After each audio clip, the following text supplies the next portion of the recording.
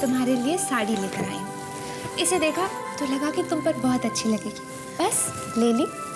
निहारिका, कविता माँ की तरह आप मेरा कितना ख्याल रखती हैं। काजल, तुम मुझे आप कहकर नहीं बुलाओगी, हम उम्र हैं तो फिर फॉर्मेलिटी कैसी? ठीक है, मैं आपको आप नहीं तुम कह के बुलाऊंगी। Okay okay. तुम्हारी शादी के वक्त तो हम लोग यहाँ पर थे नहीं, सिंगापुर चले गए थे, इसलिए तुम्हें ठीक से जानने का, तुम्हारे साथ वक्त बिताने का मौका ही नहीं मिला। लेकिन अब मैं चाहती हूँ कि मैं तुम्हें ठीक से जानूँ और तुम्हारी पक्की दोस्त बन जाऊँ। मैंने तो आपको, मेरा मतलब है मैंने तो तुमको पहले ही दोस्त मान लिया था, अब तो हमारी दोस्ती पक्की पक्की। दुश्मन के घर में सेंध लगानी हो तो दुश्मन के परिवार वालों के साथ दोस्ती का हाथ बढ़ाना ही पड़ता है।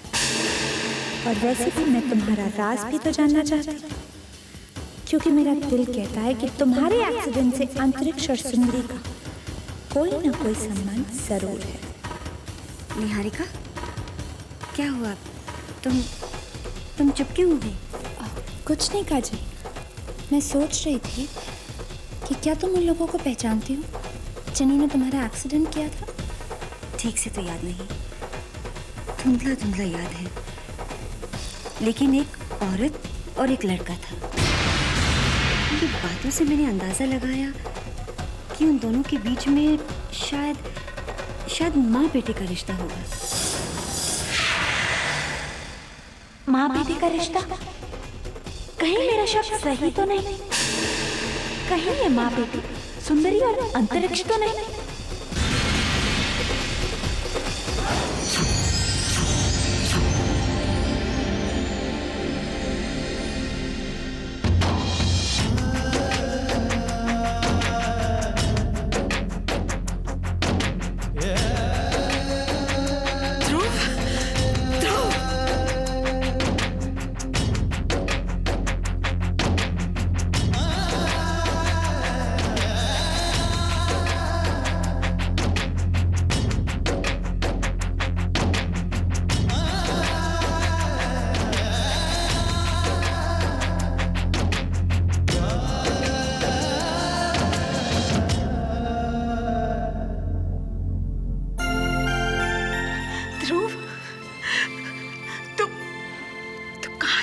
बेटा, अपनी माँ को छोड़ के कहाँ चला गया था? तू जानता है ना, तेरी माँ तेरे बगैर नहीं रह सकती। मैं तो हमेशा से आपके पास हूं ना, आपके दिल में। पर ये क्या, आपकी आंखों में आंसू? माँ, आपके दिल का दुख सारे घर में फैल रहा है, और आज इस घर में सन्नाटा नहीं, सिर्फ खुशियां दिखनी चाहिए। तारा की शादी की खुशियां। अब आपको अपनी बेटी को विदा करना है, और बेटियों को दुखी मन से नहीं, खुश मन से विदा करते हैं। ठीक है ध्रुव बेटा, वही होगा जो तुम चाहते हो। हिमा अपने बेटे की हर इच्छा पूरी करेगी बेटा।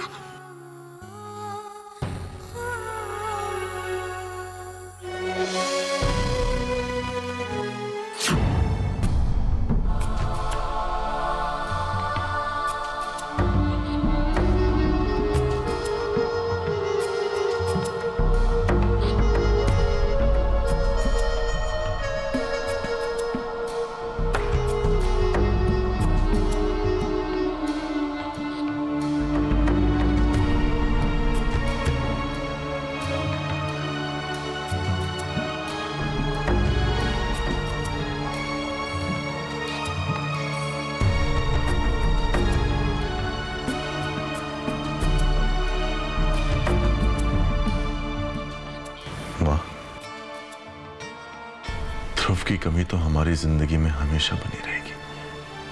मैं वो कमी कभी पूरी नहीं कर पाऊंगा, पर आपका ये बेटा वादा करता है कि वो अपनी मां की हिम्मत, उसका सहारा बन के दिखाएगा। मम्मा, मैं ध्रुव भैया से बहुत नाराज हूं। और जब तक ध्रुव भैया यहाँ नहीं आएंगे, मैं शादी के मंडप में नहीं बैठूंगी।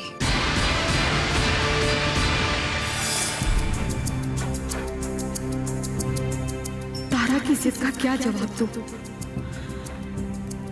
लोगों के सवालों का क्या जवाब दूंगी कि अपनी लाडली बहन की शादी पर ध्रुव क्यों नहीं आया? पर मैं ध्रुव को कहां से लाऊं? कहां है ध्रुव? चाह करके तो नहीं उसे बुला सकती मैं। तारा से कैसे कह दूं कि तेरा भाई अब कभी नहीं आएगा? जो कदम मेरा दिल उठाने से इनकार करता रहा, जो कदम मैं कभी भी नहीं उठाना चाहती थी, लगता है अब वो कदम उठाना ही होगा। मुझे अभी और इसी वक्त बात करनी ही पड़ेगी, बात करनी ही पड़ेगी, बात करनी ही पड़ेगी, बात करनी ही पड़ेगी।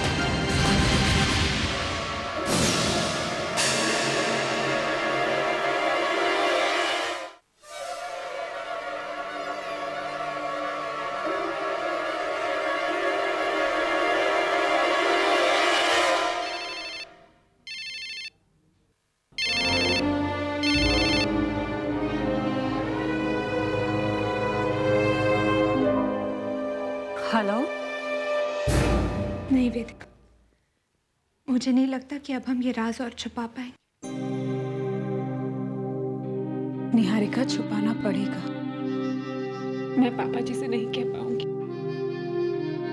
मैं उनसे नहीं कह पाऊंगी कि ध्रुव कभी भी वापस नहीं आएगा। तुम जानती हो तारा कितनी उम्मीद, कितने सपने लगाई बैठी। हाँ वेदिका, नहीं छीन सकते हम उनकी उम्मीद, उनकी खुशी। मगर क्या करें, ये सच्चाई भी तो नहीं बदल सकते कि ध्रुव को। मैं जानती हूँ कि भगवान ने हमारे ध्रुव को हमसे छीन लिया है, लेकिन उसका प्यार मेरे साथ है। तुम देखना, ध्रुव का प्यार ही अब मुझे हिम्मत देगा।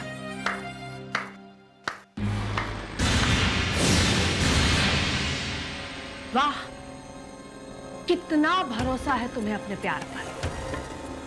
मानना पड़ेगा, इसे कहते हैं अमर प्रेम।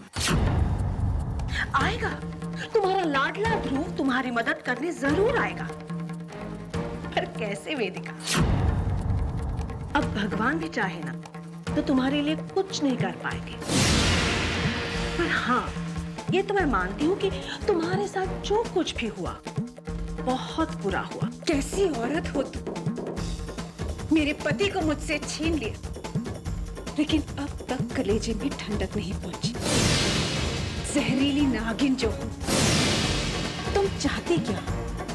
कब तक इस घर की सुख शांति में आग लगाती रहोगी?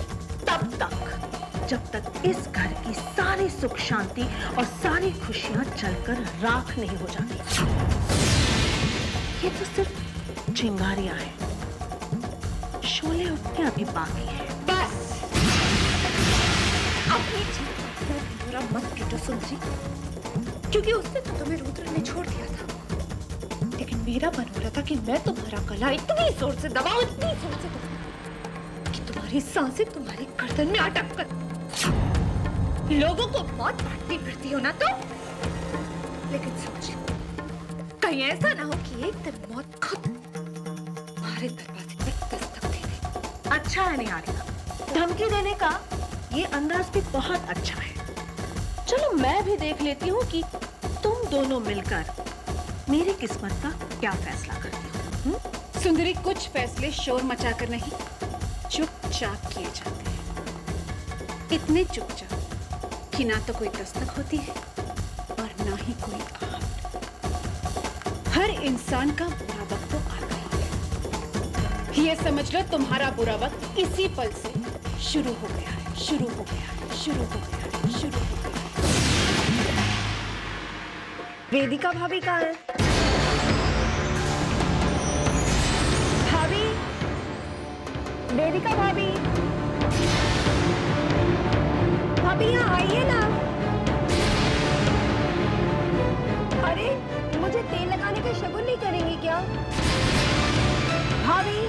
कोई नहीं, मैं बुला के लाती हूँ। नहीं नहीं तितली, तू बैठ, मैं लाती हूँ।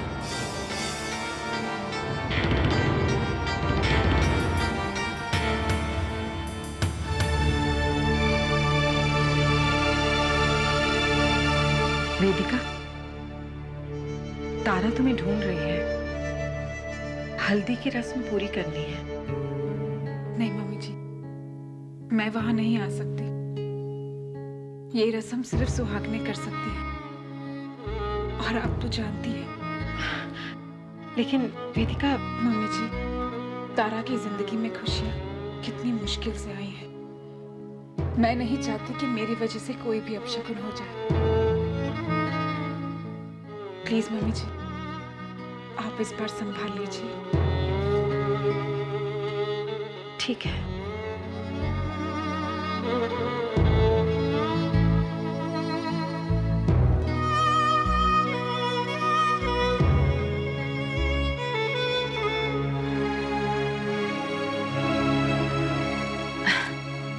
सब जगह ढूंढ आई, पता नहीं कहाँ है वेदिका। शादी का घर है ना, भाई इतने सारे काम है, किसी काम में अटक गई होगी। अब सारा दिन यही गाना बजाना थोड़ी करते रहेंगे, रस्म भी तो पूरी करनी है। चलो भाई, 5 सुहागनें इकट्ठी हो जाओ और रस्म पूरी करते हैं। Madam juice.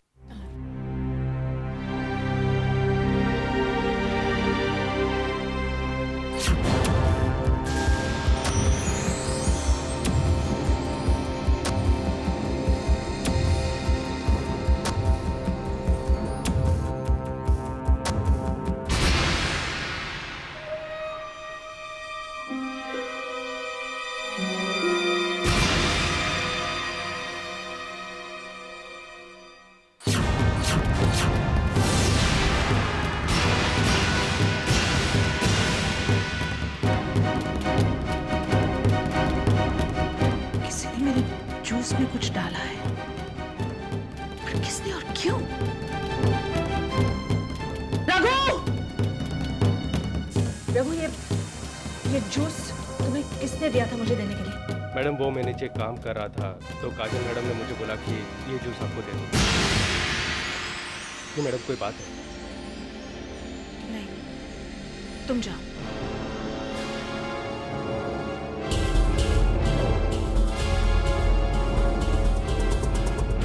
इसका मतलब है कि कोई मुझे मारना चाहता है, पर कौन?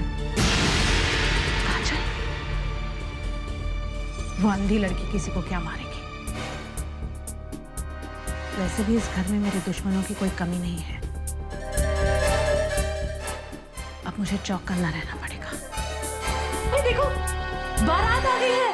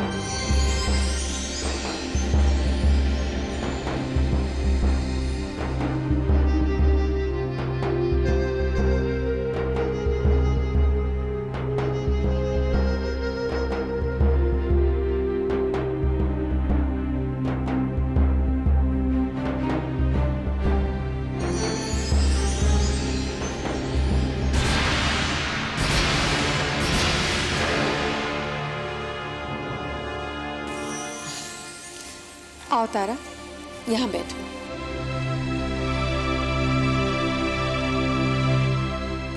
नहीं मम्मा, मैं इस मंडप पर नहीं बैठूंगी।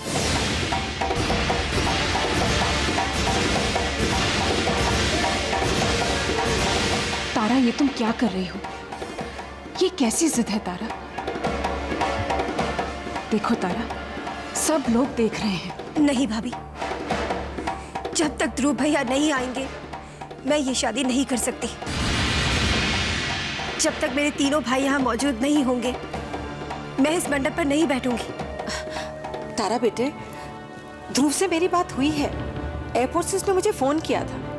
बेटे, वो ट्राई कर रहा है, टिकट नहीं मिल रही है इस वक्त। ध्रुव आ जाएगा, लेकिन हम इस तरह उसका इंतजार तो नहीं कर सकते ना बेटा। नहीं मम्मा, मैं ध्रुव भैया का इंतजार करूंगी। गुड़िया रानी, आप इंतजार करने की कोई जरूरत नहीं है, वो आ गया है। वो ध्रुव पुत्र।